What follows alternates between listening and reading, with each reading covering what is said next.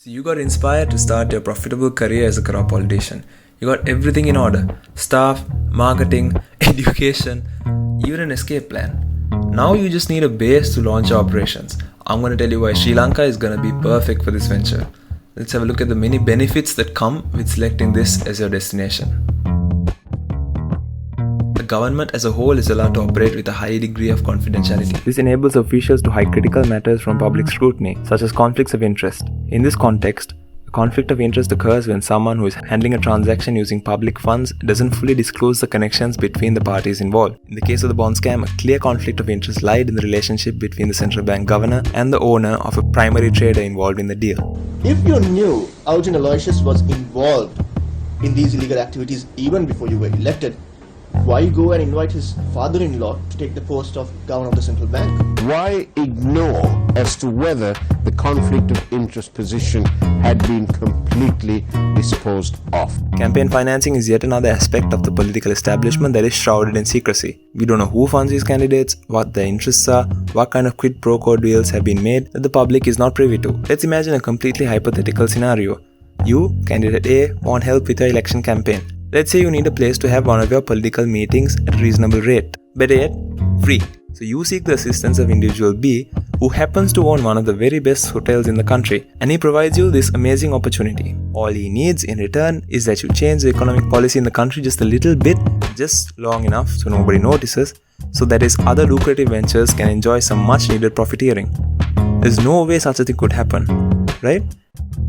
Candidates nominated for elections are required through the Declaration of Assets and Liabilities law to declare the assets and liabilities, but this is only mandatory within 3 months of being nominated, which is usually after the point they are elected, after which they are no longer candidates, rendering the law essentially useless. This means people cannot decide on who to vote for based on their assets and liabilities. තමන් කැමතිම එහෙම නැත්නම් තමන්ට ගැළපෙනම එහෙම නැත්නම් රටට හොඳමයි හිතෙන පුද්ගලයෝ පාර්ලිමේන්තුවර පළාත් සභාවට ප්‍රාදේශ සභාවට යවන්න තියෙන අවස්ථාව අඩු වෙනවා මගහැරෙනවා. The documents that do get disclosed are maintained as highly confidential documents. And made it, and it's available with the speaker. But until you did it publicly, I wouldn't be able to openly talk about it. Political culture at this point is not at the point where the general public can obtain disclosure in tandem with the relevant parties. While we have discussed the shady dealings surrounding the Sinopharm vaccine, Sinovac, another Chinese vaccine, is also under scrutiny. The vaccine was brought down by a local agent whose Chinese manufacturer has forbidden the disclosure of the price of a dose. This is highly irregular as the vaccine was procured using public funds and the concealment violates the right to information guaranteed by the Constitution of Sri Lanka.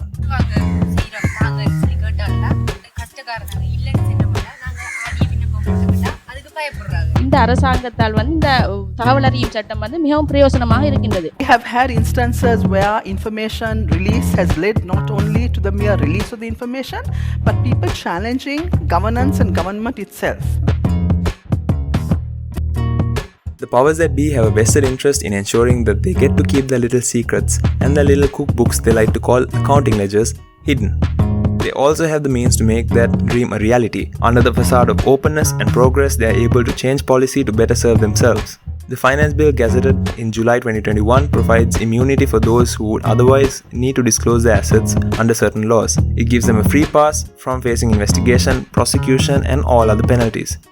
This also enables them to not have to cough up their long accumulated interest payments and instead to invest these assets into financial instruments such as shares, bonds, and securities. Because passive income is the only way to true wealth.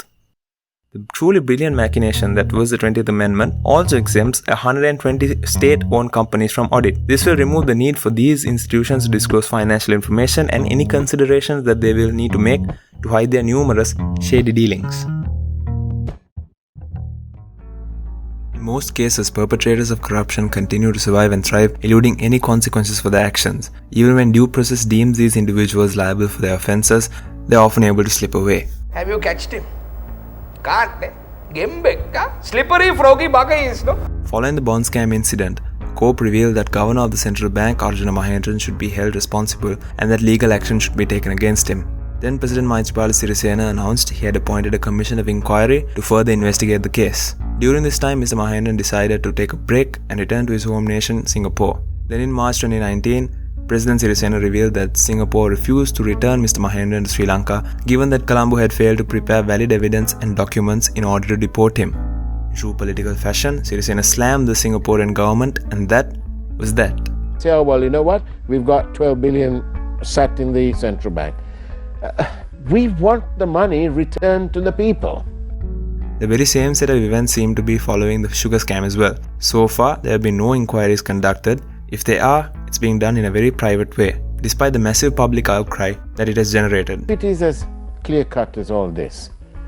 Why aren't those people behind this arrested? The opposition is either unwilling or unable to pursue the offenders. For all intents and purposes, it's as if this scam has cancelled out the bond scam. Does the opposition in this country, do they care tuppence about corruption and so on? Why isn't the SJB standing up and yelling their heads off and saying, arrest these people? Accountability is lost and the universe is perfectly balanced. There is honour among thieves.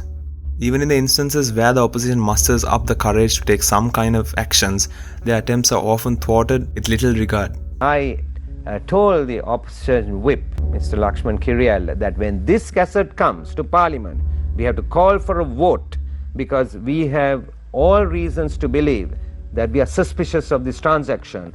And Mr. Kiriel requests the Speaker for a vote, and we did not have a vote in Parliament for this. On the 9th of January 2020, the government decided that simply eluding justice was not enough and that they should seek to punish those who opposed them. So they introduced a commission of inquiry to investigate allegations of political victimization. This would grant them the ability to turn the tables on investigators, lawyers, officers of the Attorney General's Department, witnesses, and others involved in these complaints, and institute criminal proceedings against them.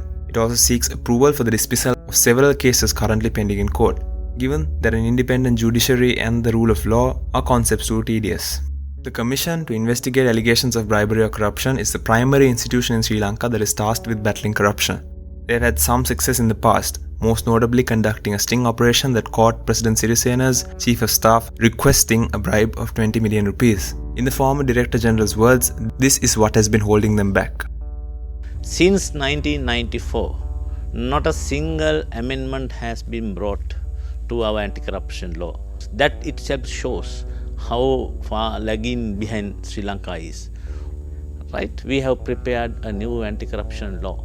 For that preparation, we got the approval of the then cabinet, and it was prepared 1.5 years back, and it was sent to the legal draftsman for necessary changes, fine-tuning, and then there was change of this government. There were 2 elections. So I don't hear and see anything happening to that anti-corruption law. The first mistake I found out was we don't have a highly sophisticated investigators. For the right throughout the entire history, we have had only the police officers. Any point, he can be transferred out from the Seabok. With respect to them, I would say we didn't have even a single graduate. So you need accountants, auditors. We don't have a single accountant in the Bribery Commission. We don't have a single chartered accountant. They don't want. Frankly speaking, they were never keen to strengthen the Bribery Commission. And the political higher-ups, they won't object, but they won't give the fullest support. United Nations Convention Against Corruption, those articles refer to the independence and the efficiency of the anti-corruption agencies. Independent means you have to have your own funding directly from the Parliament. You should not go and kneel down and worship before the Treasury. That is what we do. For every minute thing, we have to go and plead like any other government department. That is monetary independence. Then what about the resources? We must have the independence. We means Bribery Commission must have the independence to select the people whom they want. Do they have that independence now? No. As a country, we have only wanted to send the people onto the jail. No? That means the law enforcement. That means the theory of retribution. Fine, if you can do that, but no country has been successful by merely adopting that only one yardstick, one strategy. all other countries, they minimize the opportunities to commit the bribery. That is called prevention. A member of general public to meet a public servant face to face, that allows the opportunities for bribery and corruption. I don't know what you're talking about. Oh, come on, you know what I'm talking I don't about. know Just what say you're the same. I think what Jordan just did, you just tried to bribe a federal officer. No, technically I didn't bribe anybody. No, that's not the Technically, conversation I heard, no. Jordan. There needs to be an exact dollar figure for the exchange of services that would not hold up in a court of law. In many instances of corruption, it is common to find a number of parties that have a certain level of involvement in the crime yet are far enough away from the offence that they are able to deny direct involvement.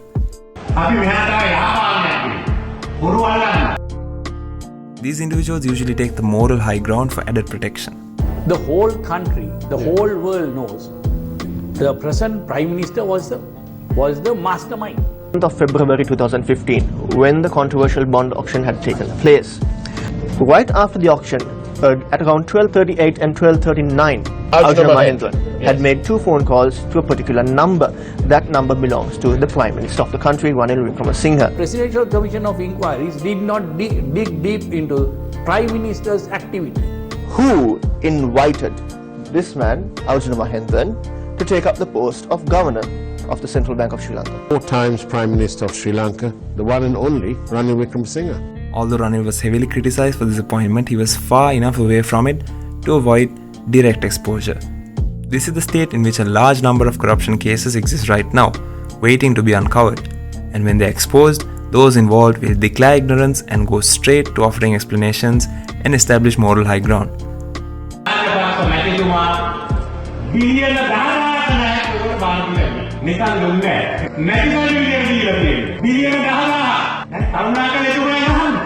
It is interesting to note how Arjuna was singled out and other tender board members of the Public Debt Department were not even questioned, raising the question of how members in such institutions could be unaware of the blatant conflict of interest that existed.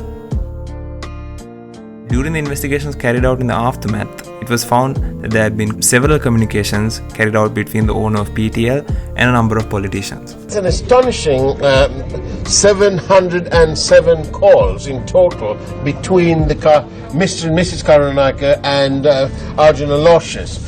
Sangari Pillai Padmanabhan had 61 phone conversations with Arjuna Aloysius, and out of that, 53 were made when Padmanabhan was working in the Public Debt Department. Granted, Sri Lanka is a small place and there are only so many powerful people you can be friends with and call up for a chat, or several. It would indeed be interesting to find out the actual topics that were discussed in these conversations. He would have been in the payroll of these people. The bond prices needed to be increased as there were urgent requirements to raise funds for a highway project. Again, another plausible explanation in the absence of other details. The government reduced the tax on sugar imports with the intention of reducing the market price of sugar. Similarly, in the tax cuts that led to the climate in which the sugar scam took place, the government is in a position where they could plausibly deny foul play and give reasons as to why they cut the tax.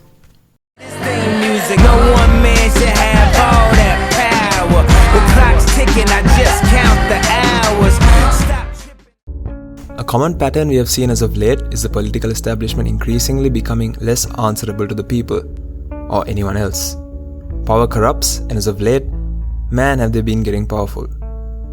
Much has been said and criticized about the 20th Amendment, however it is passed and it's here to stay. With it comes a whole heap of power concentrated on a singular position. I said the media must remember, no? I am the state. I am the country. The all-included privilege package includes, but is not limited to, making direct appointments in the key institutions of the country, such as the Supreme Court, Attorney General, and independent commissions. With complete control over such major institutions, the Executive President has a wide range of tools to make his vision for Sri Lanka a reality, facing next to no opposition. If this is to continue, God himself will need to gain the graces of the President for the sun to rise over our serene beaches. This, coupled with the Commission of Inquiry on political victimization, seeking retribution on those laying down the law, is one of the countless factors that has put the government firmly in the driver's seat, and they are driving us all straight into a brick wall.